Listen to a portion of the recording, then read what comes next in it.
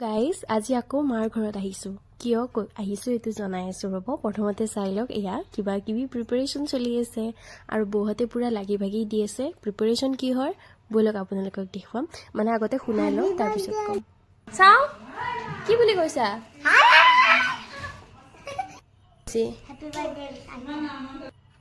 মই কোৱাই নাই হেপী বাৰ্থডে আইতা। আইতাক উইচ কৰিছানে নাই? কি বুলি কৈছা?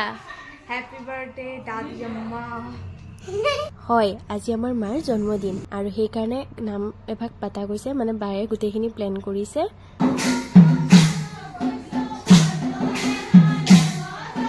আহিলোঁ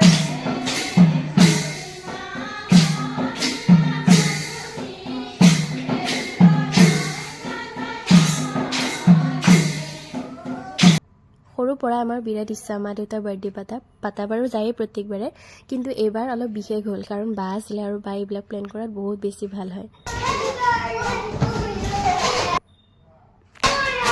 ঘৰৰ যি অৱস্থা হৈ আছে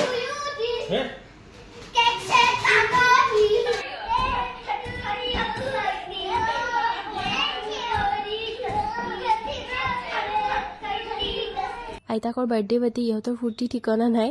দেখিতো গমেই পাইছে বাৰ্থডে বুলি ক'লে সৰু বাচ্ছাবিলাকে কিমান বেছি ভাল পায়।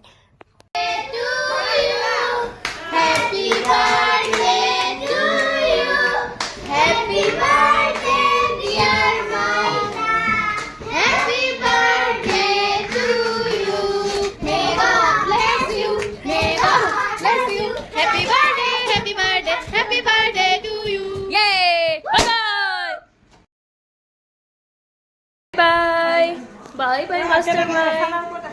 Bye bye, guys.